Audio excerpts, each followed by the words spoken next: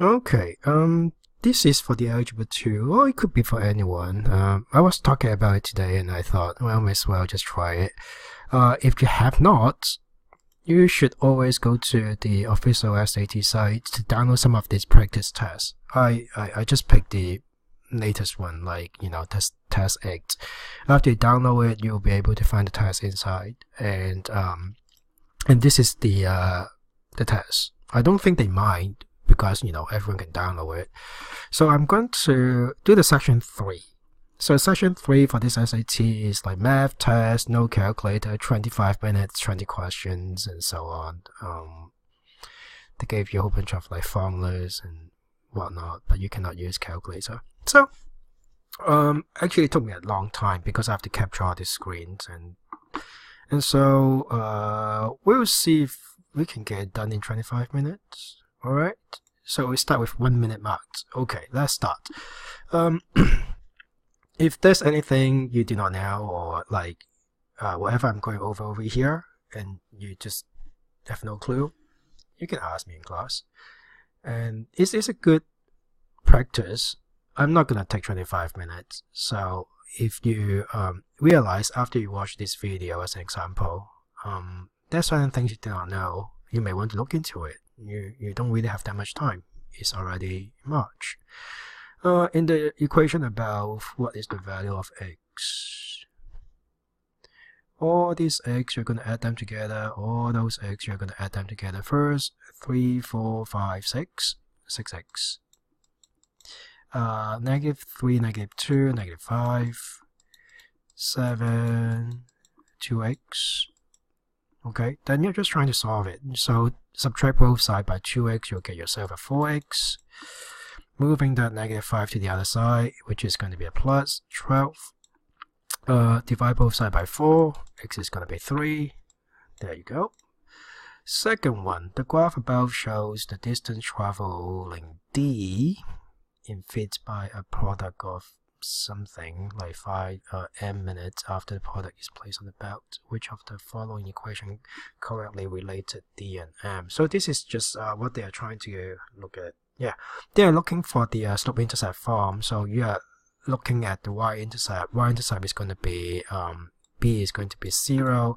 The slope, just look at this diagram. From this point going to that point, they are nice points, right? 1, 2.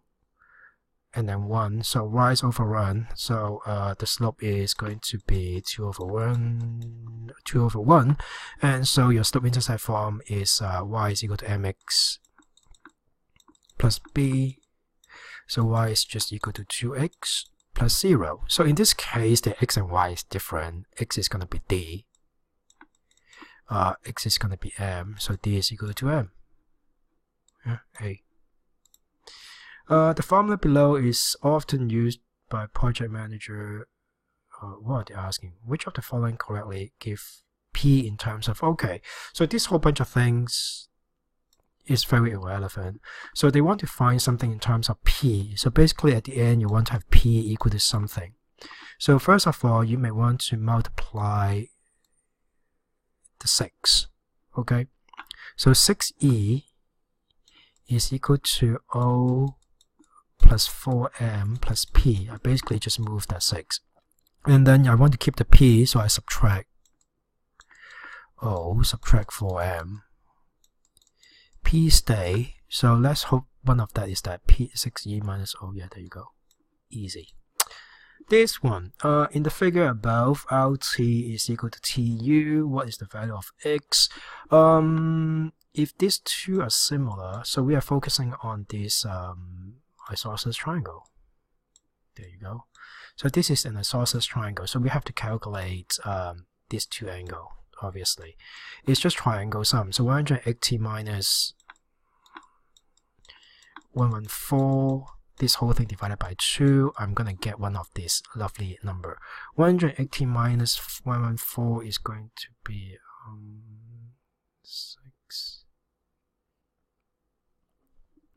66 divided by 2. Let's double check this. It's late. I cannot do math. 66, yes, 66 divided by 2. So this is going to be just 32. So one of this angle is going to be 32. and they want to find x. If you want to find x, basically they want you guys to be able to see the exterior angle. So you're focusing this triangle now. After the first bit, you're looking at this. So this angle adds up to the exterior angle. The exterior angle theorem is, it looks like this. The triangle, you add these two, you're gonna get the thing outside.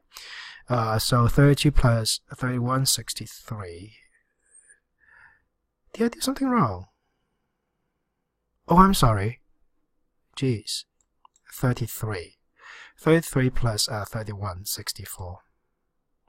Thankfully, it's a multiple choice. Otherwise, I would write like 63. That would be really dumb.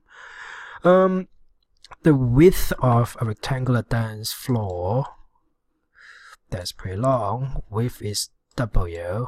The length of the floor is 6 feet longer, so plus 6.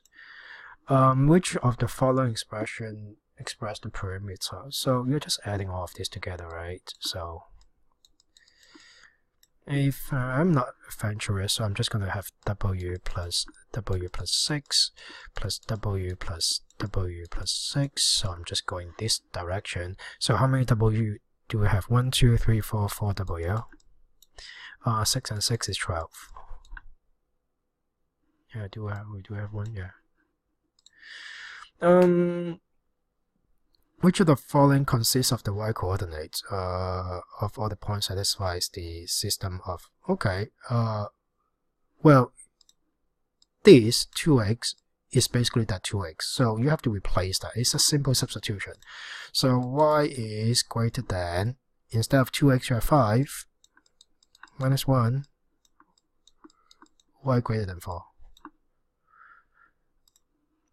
What is the solution for this set? Ooh, that looks tricky. Nah, not really. So you're going to rearrange something first.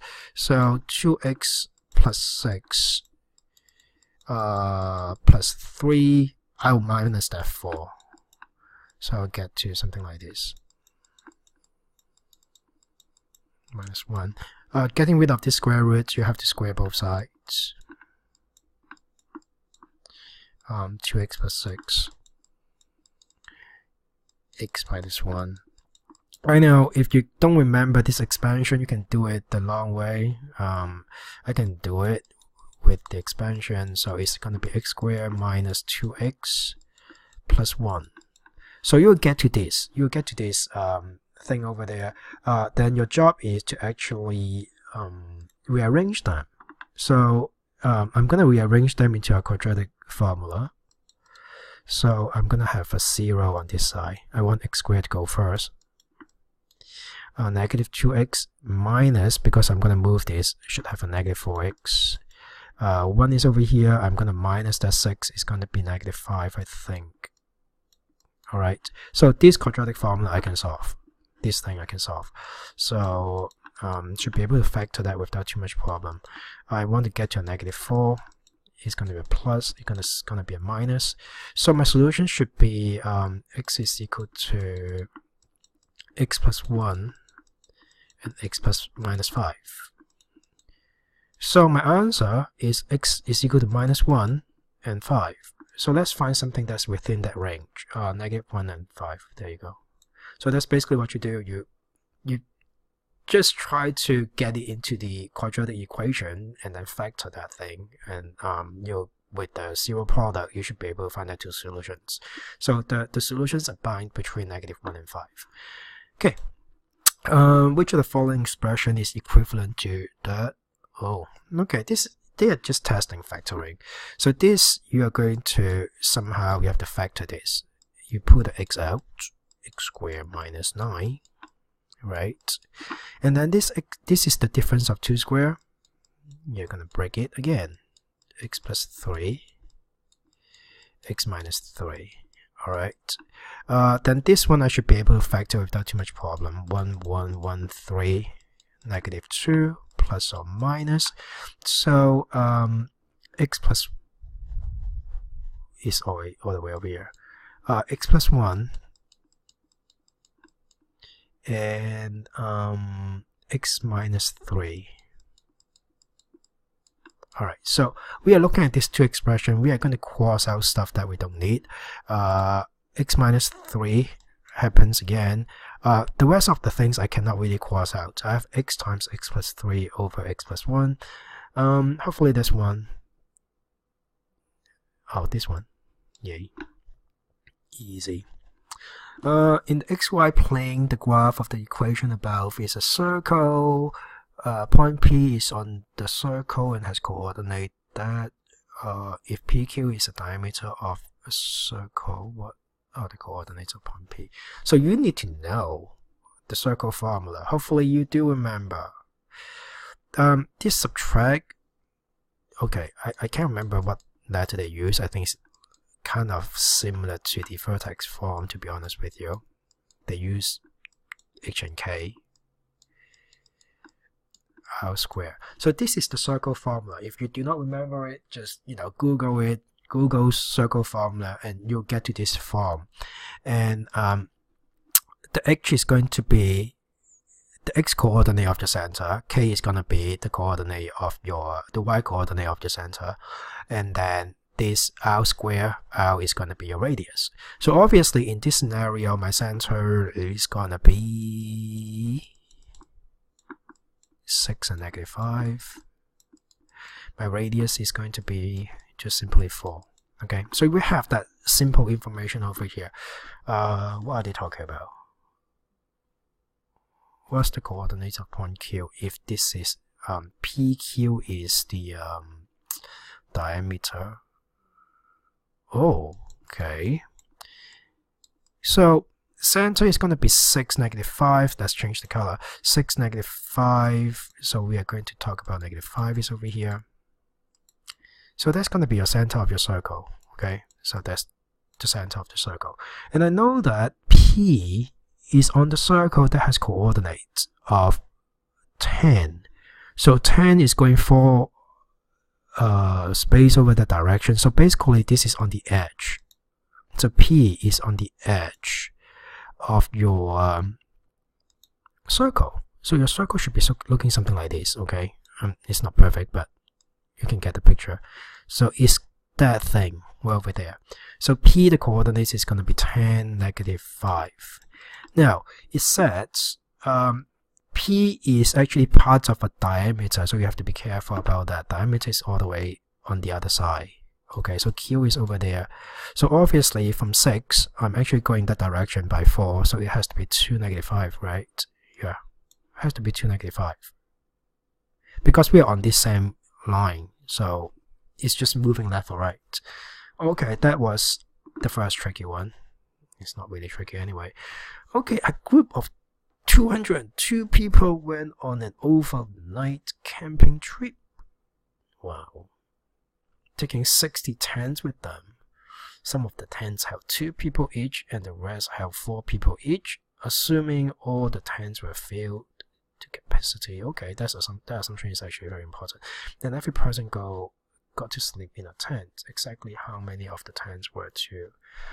Okay, so it's reading this story, and they have to find the 2-person tent. So obviously you need to have like a variable of some sort to assume, you have the 2-person versus the 4-person tent. So I would normally just let something first. X is the be the number, I cannot write, of 2.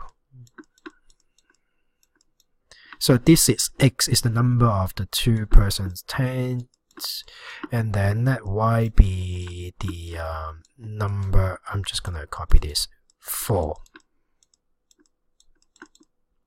Right, so you have to let that. Okay, I know that with this the number of tents is gonna add up to how many tents altogether? Taking 60 tents with them. So this is our first equation. It's a system of linear equation basically. It's really not too bad. And then for the X tents, we can hold 2 people in there, so the total number of people would be 2 times X, because each tent can hold 2 people. If I have 10 of them, then there are 20 people. So it's 2 times X. Then of course for the Y variable is going to be 4y. Altogether, we have 202 people showing up. So that will be how I set up this equation, this system of equation. And then for the rest of this, I think I will choose elimination. I'm just going to multiply everything by 2. Let's say I want to, oh no, multiply by 4. What am I talking about? Because I want to find x, so I do not want to eliminate the x, so that will save me some time. So I want to multiply everything by 4. Alright, multiply everything by 4. So I'll get 4x plus 4y, 300 and, oh no, oh really, I cannot do that, 240. So that equation 1 turn into this, give it a prime. So I'm focusing on these two equations now. So I am going to eliminate the y. So because they're both plus, I'm going to subtract. So I eliminate that. 2 minus 4 is negative 2x. 202 minus 240 is going to be negative 38. Then divide both sides. Basically, you know, it's going to turn to positive. It's 19, I think. 19. There you go. That's, you know, it takes some time for that one. Okay? But we are on to question 10 already. So we have to be careful about the time. Let's say like it's 16 minutes mark. Obviously, when you're doing the testing, you are not going to talk to yourself. Right? So which of the following could be the equation of the graph above? So obviously this kind of graph is about the points that are cutting the x-axis. So when x is 2, y should be 0. So when x is 2, 2 minus 2 is 0. So this whole thing turns to 0. So this could be a candidate. When x is equal to negative, well, this will also be a candidate because, you know, 2 minus 2 is that. And then 2 plus 2, so I have to check the other one.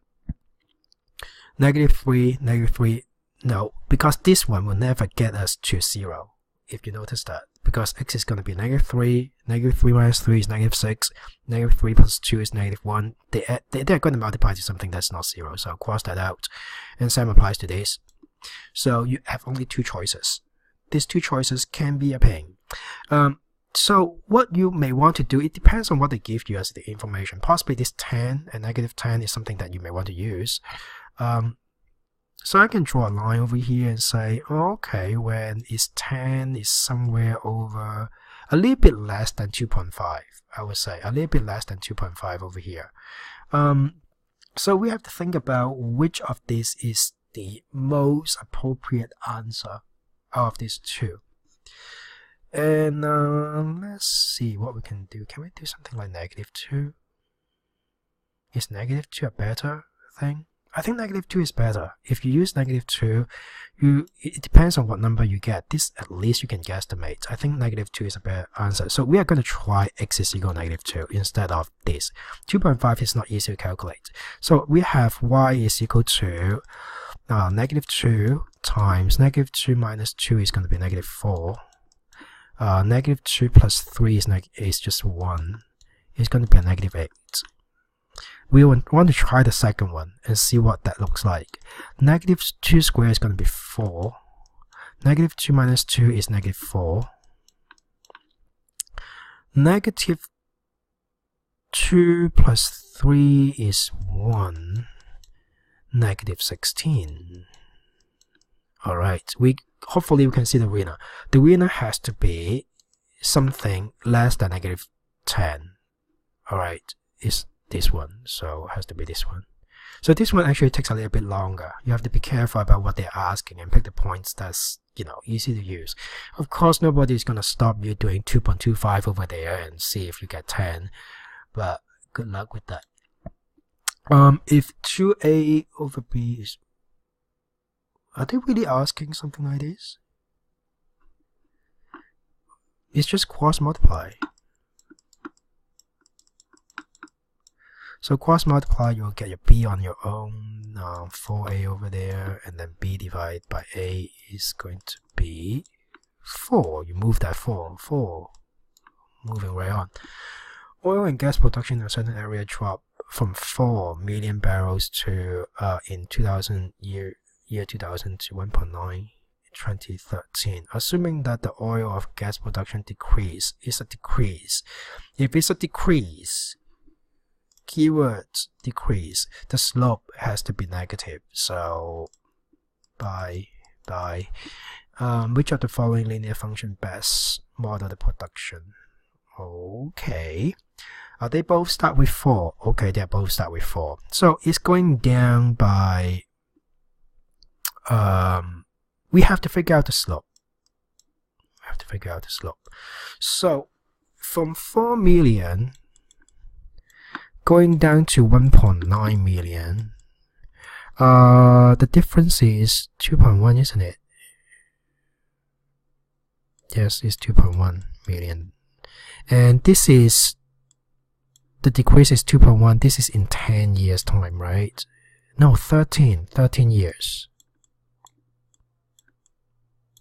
So, okay, that makes it much easier. So I know that it's by 13 years. That's why they have that lovely 130 over there. So what I may want to do is I would just say I want to check what happened when t is 13. So when t is 13, I can plug that in. So it's negative 21, 130 times 13 plus 4. That is going to turn into a lovely 10. 21 divided by 10 is minus 2.1. Okay, there, 2.1. That's why you have that subtract 2.1 million. We don't even have to worry about the, basically, pick the correct year. Just double check the year, and that's why they have that 13 over there. How many solutions are there to the system of the equation above? Oh my god, I'm out of time. I should stop talking. So for this one, what you may want to do is actually combine these two equations. So this one is going to stay. This one I'm going to change it a little bit. So y is equal to 5x minus x. And then I can try to solve these two equations, x squared plus 3x minus 7. I can solve this equation. I can turn it into, combine them, because both of the y's are the same. So 5x minus x, just combining the y's, is going to be equal to x squared plus 3x minus 7. I should be able to maneuver this a little bit. So x squared is going to stay. 3x minus 5x is going to be negative 2x. Negative 7 plus x is just plus 1. Oh, it's a perfect square. Negative 2 minus minus. So the answer is x minus 1 to the power of 2. So this will show up 2 times. So x is equal to 1 will show up 2 times. And so that's just exactly one solution. X is equal to 1. The function g and h are defined above. What's the value of h of 0? H of 0 is going to be just 1 minus g of 0. So we need to figure out what g of 0 is. So g of 0 is going to be 2 times 0 is 0, 0 minus 1 is minus 1. So it's just 1 minus negative 1, 2. If a is a solution of the equation above and a is greater than 0, factor that. So 3, 4 plus 1 plus minus. So this one, trying to be quick, so x is just going to be 3. This one, x is going to be negative 4. So the solution for this has to be greater than 3. So you're going to reject this one. Alright, reject. The sum of these two things can be written in the standard form where a, b, c. Okay, we are going to add those variables together. 3x squared negative 2 squared is going to be x squared. X and 7x, xx. 31 minus x is going to be 30 minus 7. Is 30 minus 7 is what? 23. Add the a, b, c together. So 1 plus x is 9. 9 plus 23 is going to be, what is that? 32, I think. There you go. If x and y satisfies the system above, what is the value of y? Now, something like this, I would multiply everything by 10 first because nobody wants to deal with the decimal. So, negative 10x plus 10y is equal to negative 35. And then multiply the other one, you get 10x plus 30y is equal to 95. They ask for y because we can just simply eliminate this by 40y. 95 minus 35 is going to be 60. So 60 divided by 40, I think it's 1.5. Oh, I'm out of time. A startup company opening with 8 people. So 8 people. The company growth, assuming that 2, so they're going to add 2 every 3 months, whatever that is, for the first 5 years. So if an equation is written in the form of y is equal to ax plus b to represent the number of employee, one employee by company x quarter after, what is the value of b? Isn't that just the number of people they started off with? 8? Wow. That's lame. In the circle above, point 8 is the center and the length of the arc BC is 2/5. So this is a ratio problem. So this kind of things is about the ratio. So they are saying that this is 2/5 of the whole complete circle. What is the value of x? So because a circle goes by 360 degrees, and they told us the ratio is going to be 2/5 already, so it's just a simple calculation. This is going to be divided by 5 is 72 times 2, right? Is 144. All of this without calculator, dude. Okay, so I actually got all of that done in less than, well, without talking, I should be able to get this done in about, I would say between 15 to 20 minutes without talking, of course. And so this is the very first one. If you guys actually, did some of the SAT questions elsewhere and you have problems, you can ask me. I'll do more when I have time. I'm just in the mood of doing this. It was actually pretty fun. And none of these questions are really that bad, really. They are asking, Algebra 1 stuff, other than some geometry and, factoring, Algebra 2. Alright, I'm gonna stop now. It's too long. It's been 30 minutes. So, see you guys in class in 2 days.